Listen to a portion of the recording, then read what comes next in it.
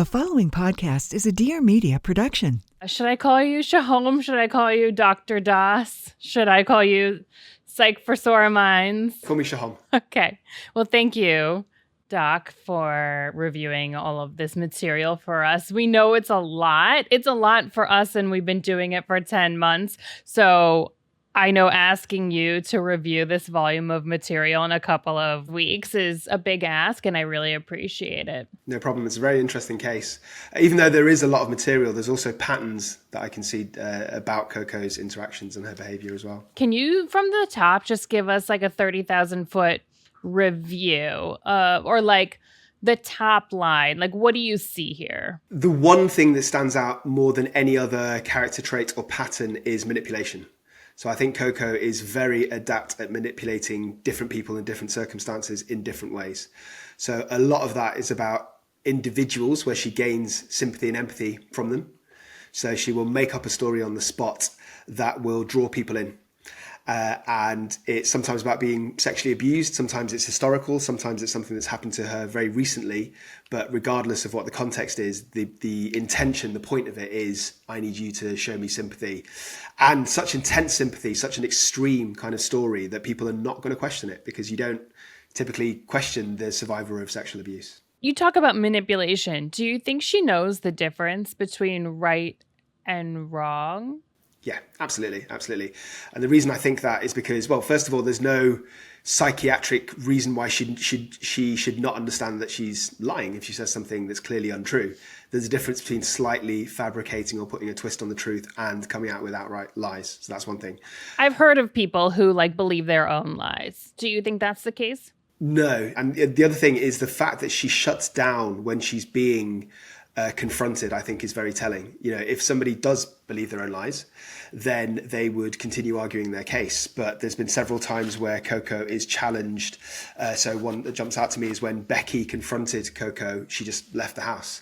It was the whole card of lies came crashing down. So it's easier for her to walk away than it is to actually confront the truth. So to me, that absolutely indicates somebody that knows that what she's doing wrong and that doesn't believe her lies. And so what? She just doesn't care? There is a subtle but important difference between somebody believing their own lies and believing their own hype, right?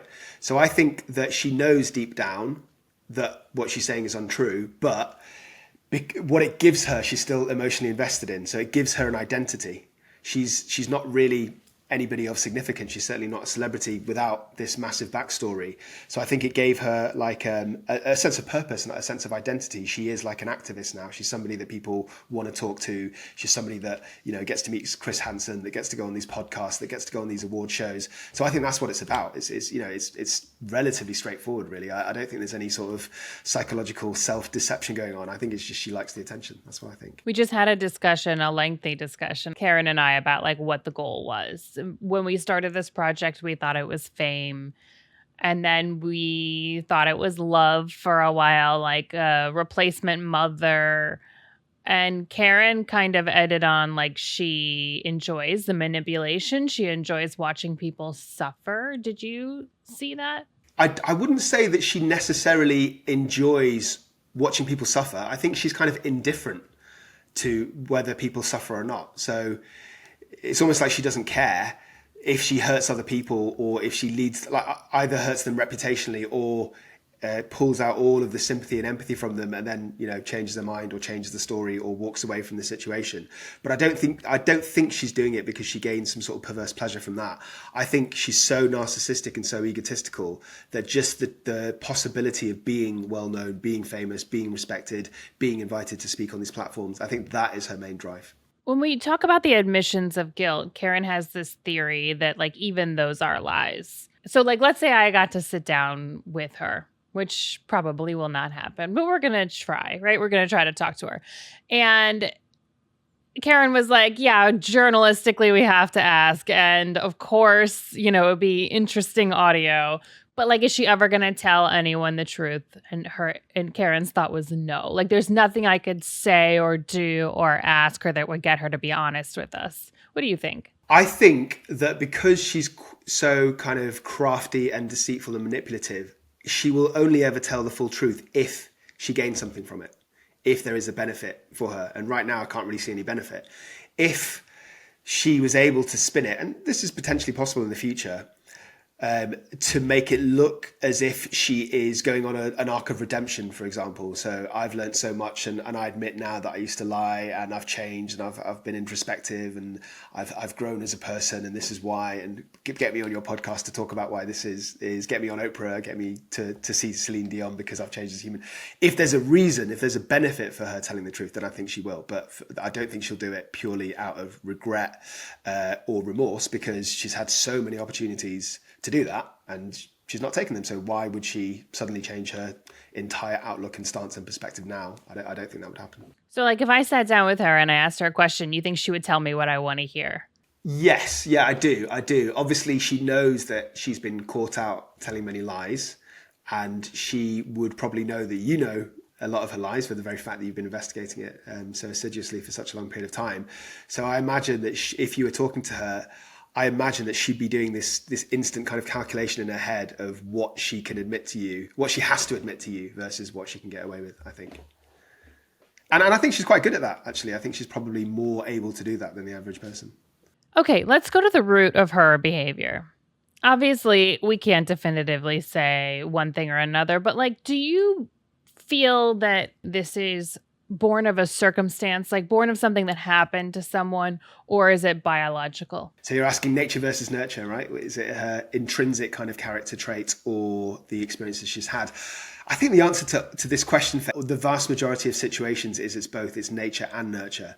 So I think her natural characteristics are somebody who lacks empathy, impulsiveness, I suppose a lack of fear, or maybe not a lack of fear, but at least a lack of caring about the consequences of their actions.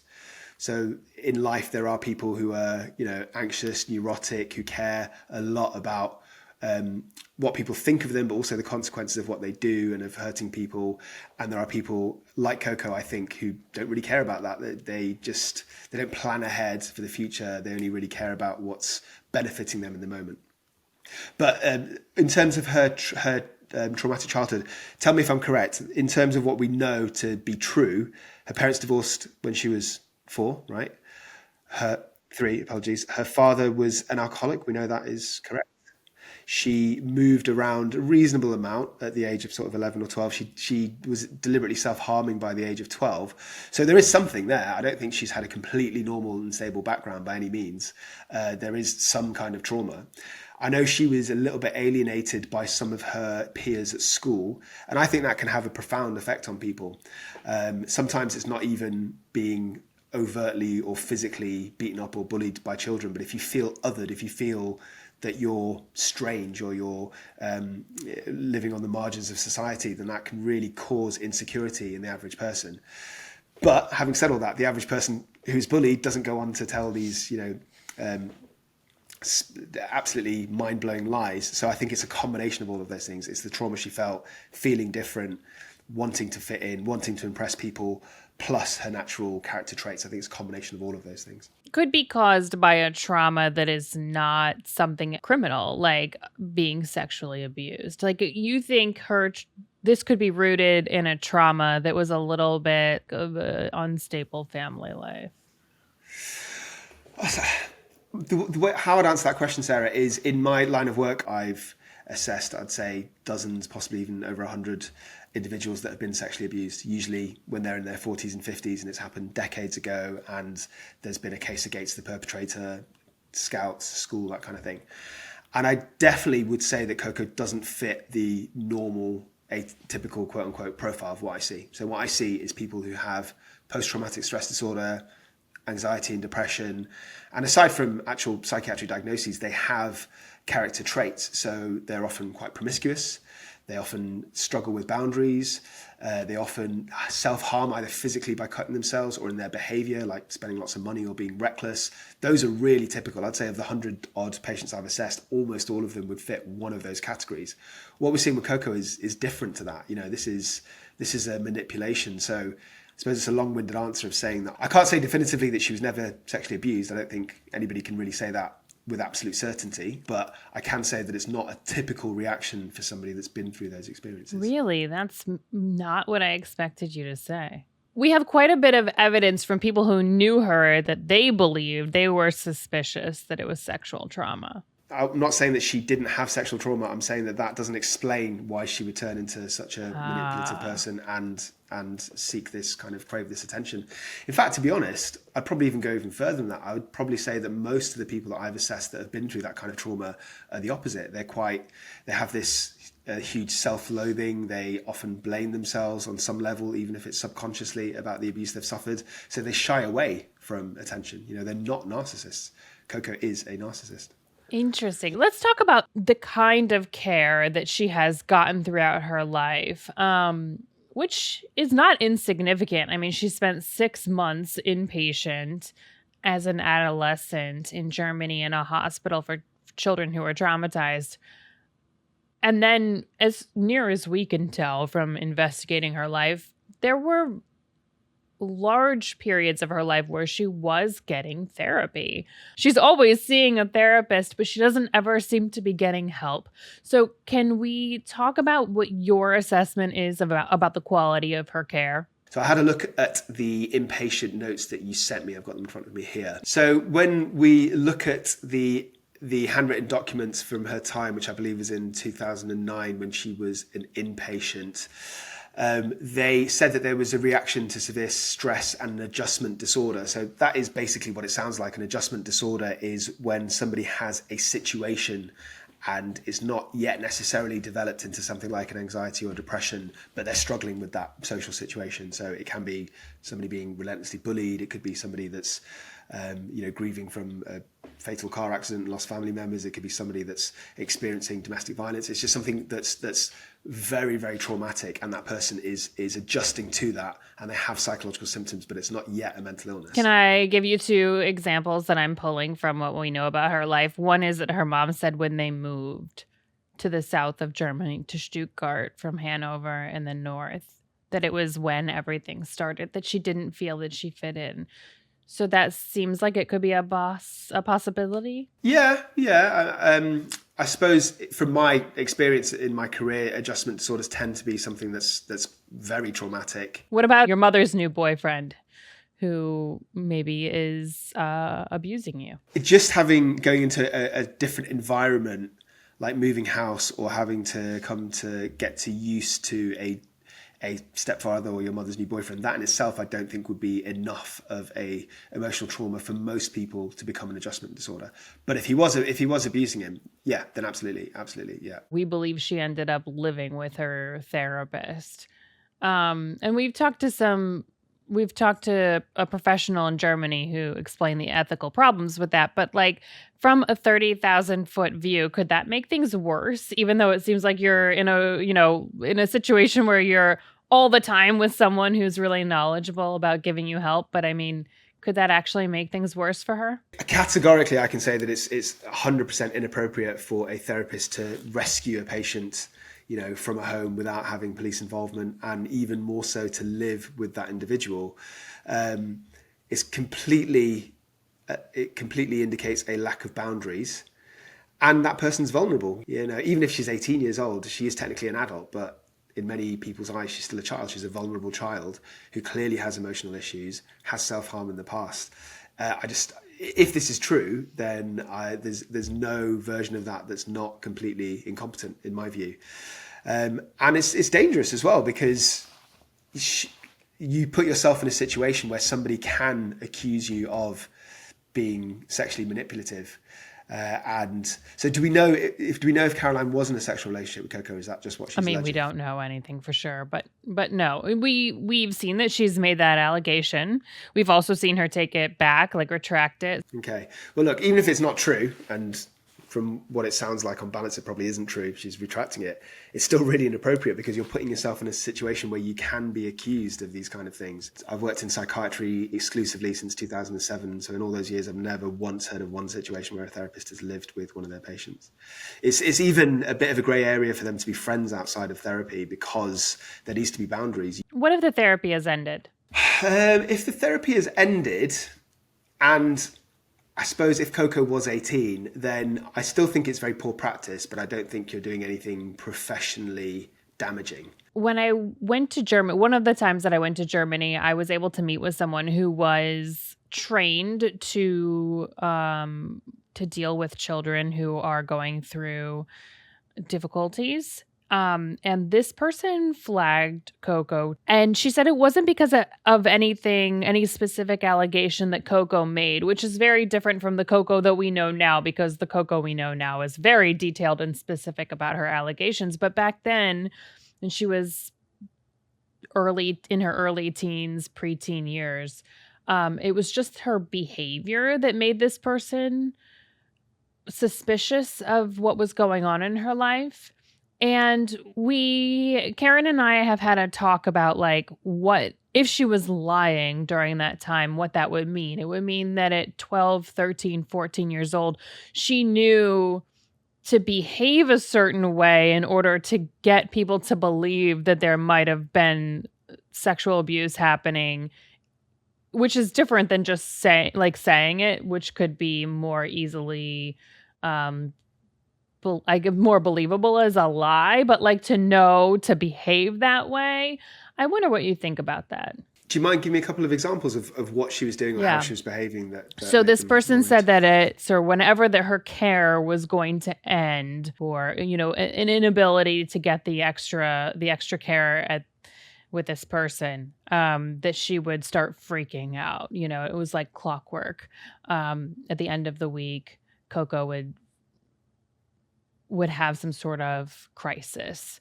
I've got a couple of quite strong ideas of Coco's potential diagnosis in my mind, but what you're saying really very, very clearly fits into one of my diagnoses. So a fear of abandonment is one of the many features, and is quite a unique feature, as in lots of mental illnesses or personality disorders overlap, right? But fear of abandonment is almost diagnostic for one particular personality disorder, which is borderline, or emotionally unstable personality disorder. I'm sure you've heard the term. And there's quite a few things about Coco's background that makes me think that she is potentially got borderline personality disorder.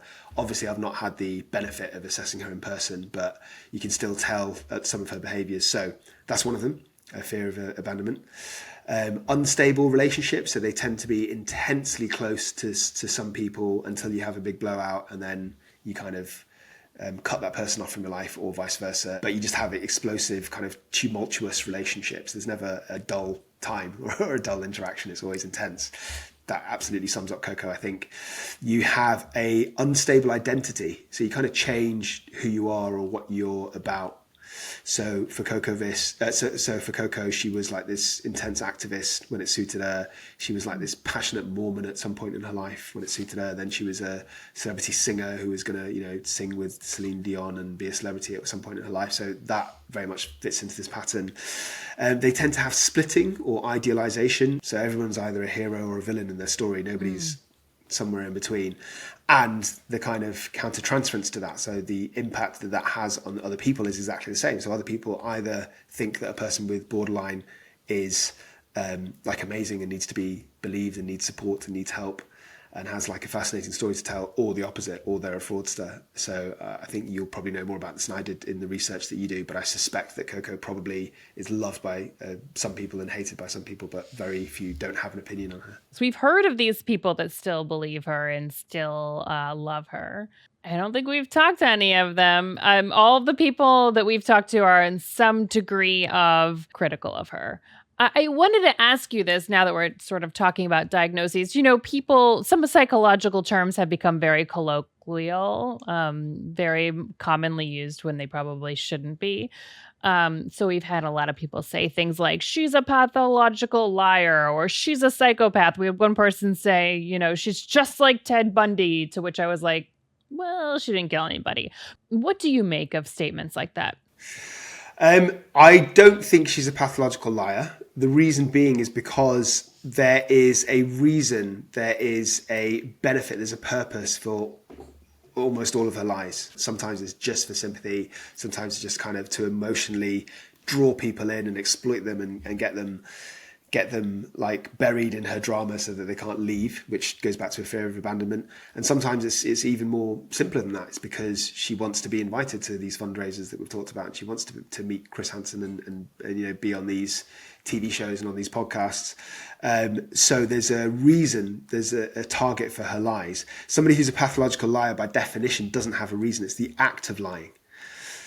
And I suppose some of the pathological lying generally continues or might continue to do it to that same person after they've been caught. Whereas Coco, she is telling the same lies after she's been caught, but she's doing it to a new set of, she moves of on. marks, of targets, so she moves on. So a pathological liar doesn't need to move on because they're kind of almost indifferent to whether the lies work or not, a pathological liar. Whereas I think Coco is just a liar. I don't think it's a psychiatric diagnosis. I think she just tells lies. She's just deceitful.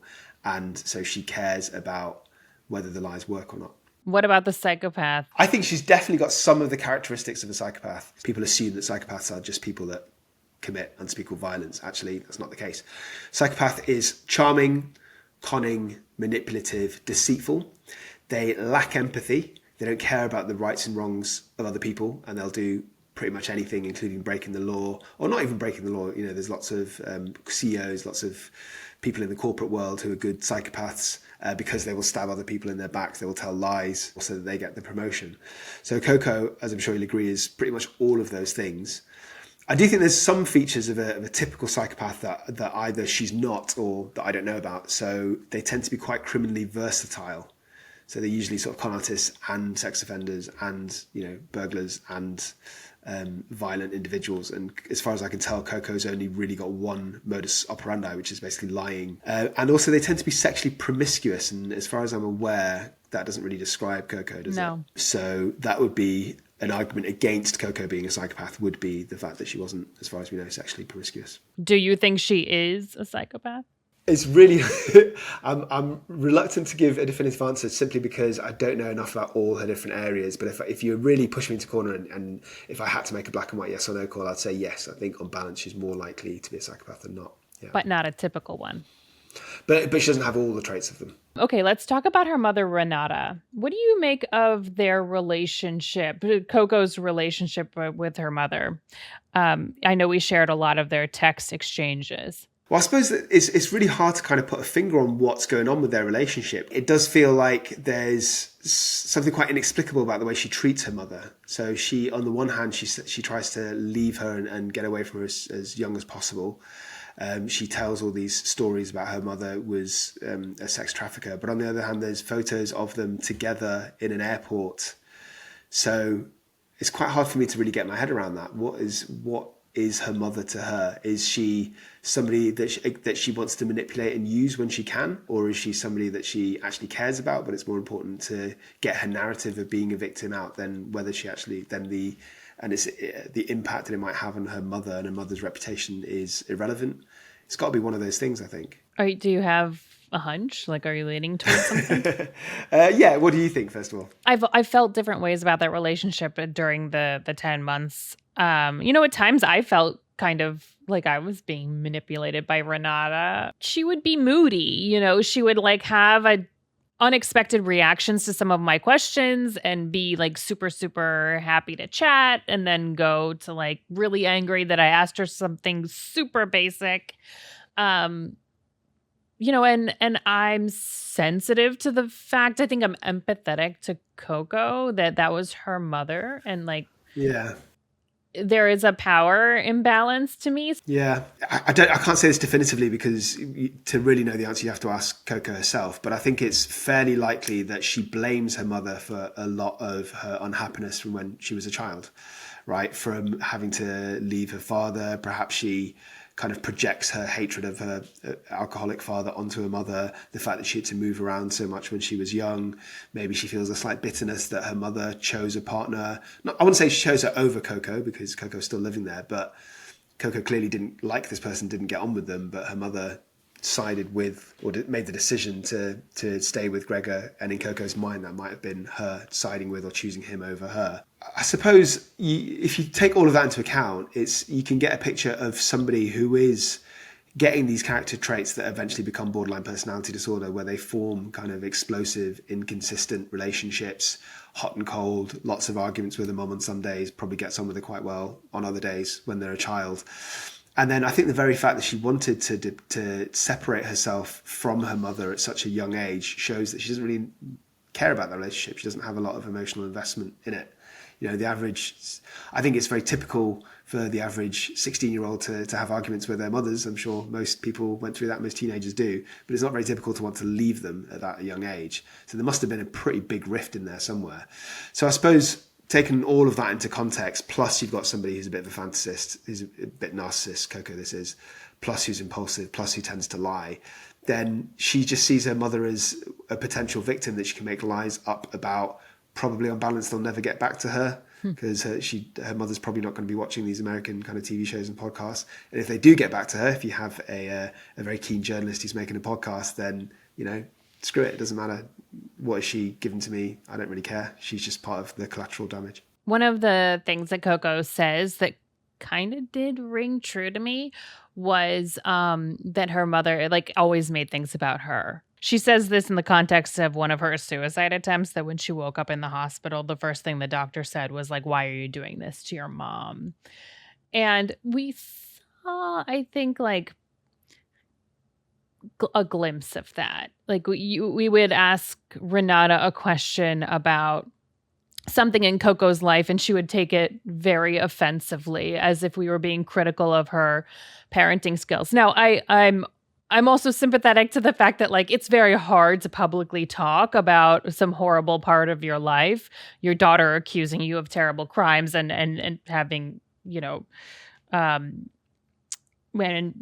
possibly never talking to you again, tearing your family apart. So, I mean, it's not easy for her to talk about this publicly. But I was like, some of these questions were pretty straightforward. And it was interesting to see her kind of take them very personally. Yeah. So a couple of things jump out to me when you said that. I'm just writing some stuff down. First of all, it sounds like Renata's probably quite sensitive, possibly even paranoid. So if she's interpreting things that are neutral that you're saying as criticisms for her, then again, that kind of ties into everything that we were talking about before, you know, mood swings, hot and cold.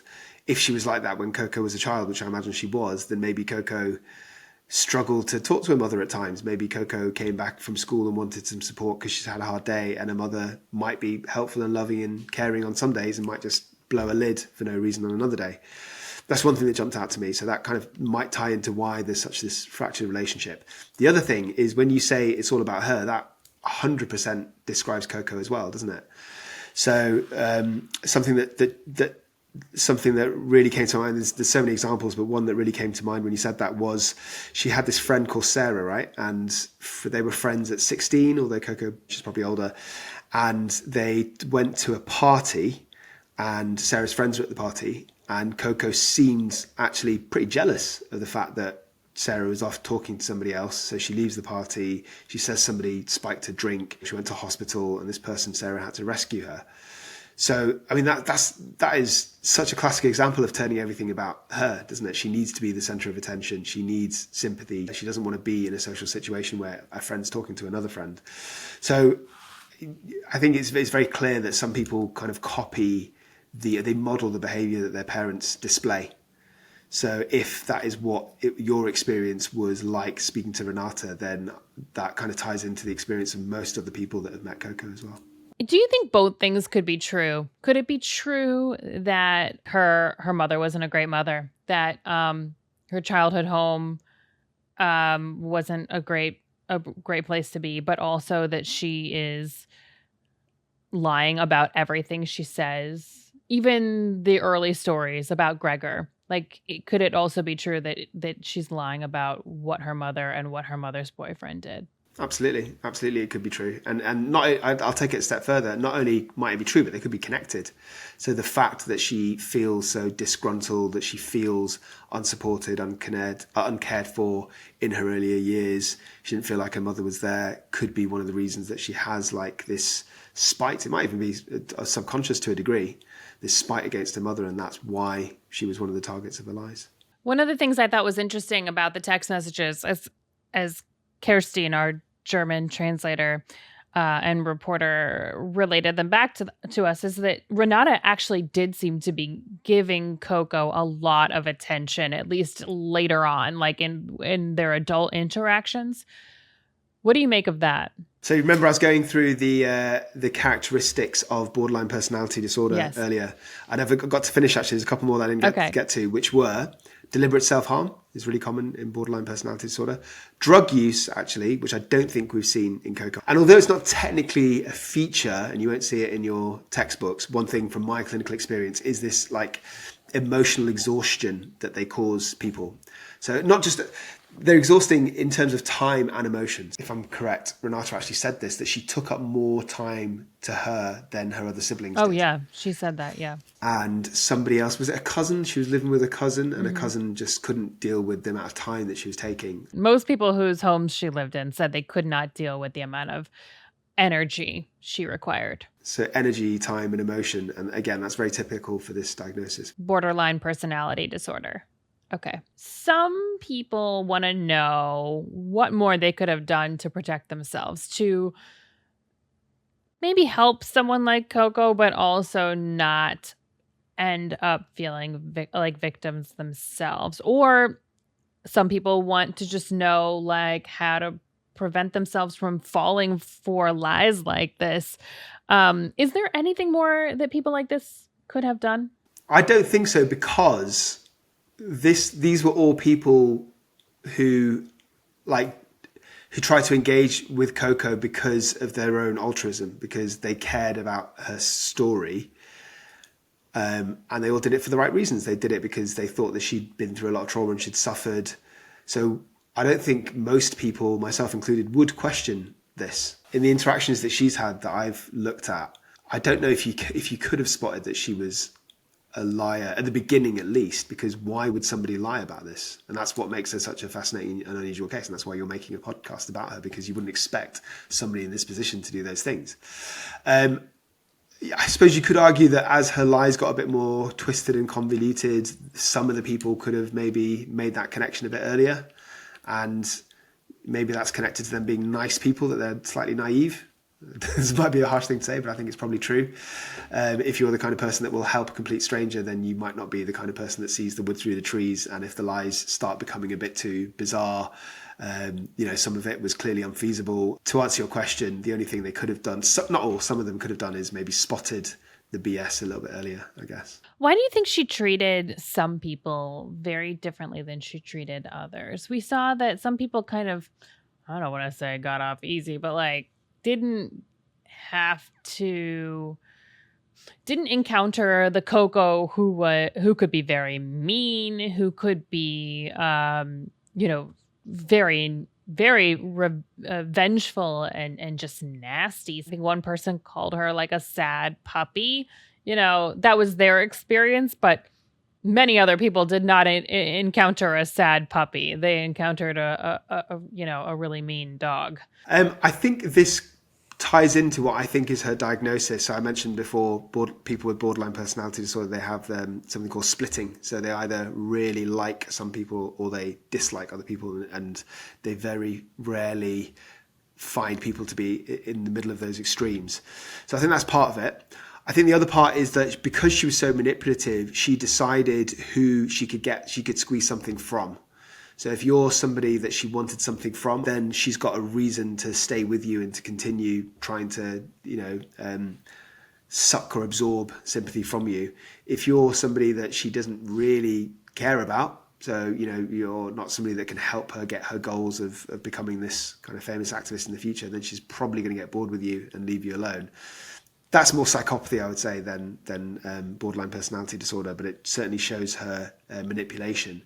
I suppose another thing would be she doesn't like being challenged, even though at times she's scared of confrontation, which is why she leaves situations, but you're just kind of doubting her. then that is going to, especially with somebody with such a fragile ego and somebody so narcissistic, that's going to really annoy her. It's going to piss her off. So she's going to push back and she's going to attack you and attack your credibility. And I suppose finally, it's also probably just her mood. I think she's got a very changeable mood, which again is another typical feature of borderline personality disorder. So it depends kind of on what day that you met her. She might be in a abrasive, argumentative mood one day and might be in a fairly pleasant mood another day. Could it be, instead of days, could it be like 1 month that she might be in a more pleasant mood and another month that she's not? Yeah, absolutely. Yeah. And again, it could be tied to a degree to her modeling her mother as well, because we know that her mother seemed to have kind of mood swings. Is the way she's treating people considered a form of abuse? Yeah, absolutely. It is emotional abuse. So anything where you intentionally lead somebody on to believe something or hurt their feelings or are indifferent to their feelings is a type of emotional abuse. And lying to somebody, especially about things so serious and getting them so emotionally invested, not just invested in her as a victim, but I can't remember who it was now, who she told somebody that they would be meeting Celine Dion themselves. That was Emily.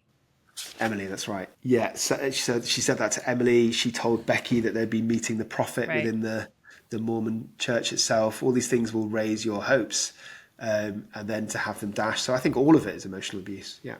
Yeah, one story that we actually is on the cutting room floor, but it happened to Becky. She was wearing this necklace that she says was her dead sister Anna's necklace. Of course, we don't think Anna existed, but Becky believed it. And they go for an ATV ride one Saturday, and she comes home and she's all upset that she lost Anna's necklace. And Becky's family goes out and they get metal detectors. They spend the whole weekend looking for Anna's necklace, and they don't find it. Of course they don't find it, right? Because you know the end of the story. A couple of days later, Coco miraculously finds the necklace in the driveway. And the whole thing was like, I don't know. Was it just to watch them? Like to see how far they would go for her? Like what lengths they would go to do something for her? Like what would be the point of telling that lie? Firstly, that is barn door emotional abuse. I suppose my answer to that would be the same point as telling all of or most of her lies, maybe not all of them, but most of her lies. The same reason that she told Becky that within the first week of moving in that her mother died and then her brother died. It's just to gain sympathy. It's to make people not forget about her. So she wants to be the center of attention. She wants people to pity her, wants people to listen to a story. And maybe it's almost like a drug for her. So when she goes for a few days without this kind of sympathy, she starts withdrawing because she wants this feeling. So she just makes up another lie. Some people, Becky included, when they would catch her in little lies, they would say like, or even big lies, they would say, well, I get it, but she's a victim. She's been traumatized. And the lies are a symptom of her trauma. I mean, again, it's like I was saying before, from my experience of assessing people who've been sexually abused, it's not a symptom of trauma. I'm not saying that, nobody that's ever been through trauma lies. I'm not saying that, but it's not a sort of a typical explicable psychiatric or psychological outlet. If she hadn't done some of these little things, she would still be Coco Berthmann, advocate for sexual abuse survivors, who survived this horrible upbringing as the story goes, like the way she tells it.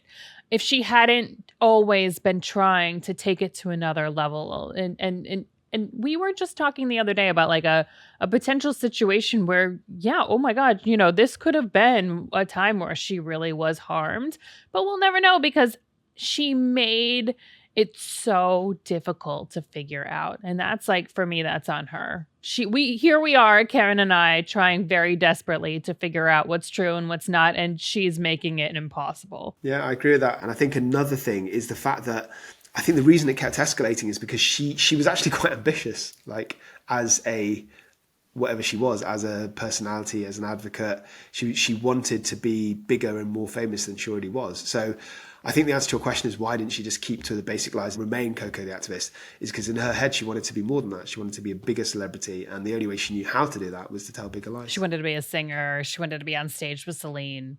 I mean, but why not, when she started to get the pushback, why not pull it in, reel it in a little bit? Overconfidence, I think. Yeah, it's the same reason why, massive con artists who have like financial services or banks or the police or the FBI looking into them continue doing what they're doing because they think they're smart enough to get away with it. Can I ask a question before we wrap? Sure. We've made a lot about the fact that a lot of her, for lack of a better term, victims were mothers. And she seemed to be seeking some sort of motherly love. And then I was like, is she even capable of feeling motherly love? I'm not sure she would recognize it if she saw it.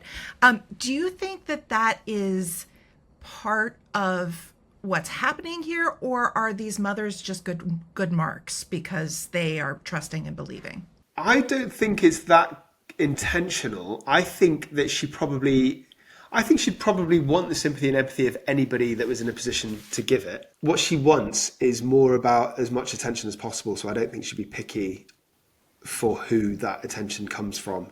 So I don't think she cares whether it's male, female of a certain age or not. I think the fact that most of them are sort of mothers or mothering says more about their personalities than them feeling the sympathy and empathy for Coco and wanting to help her rather than her targeting those specific people would be my best guess. Thank you very much.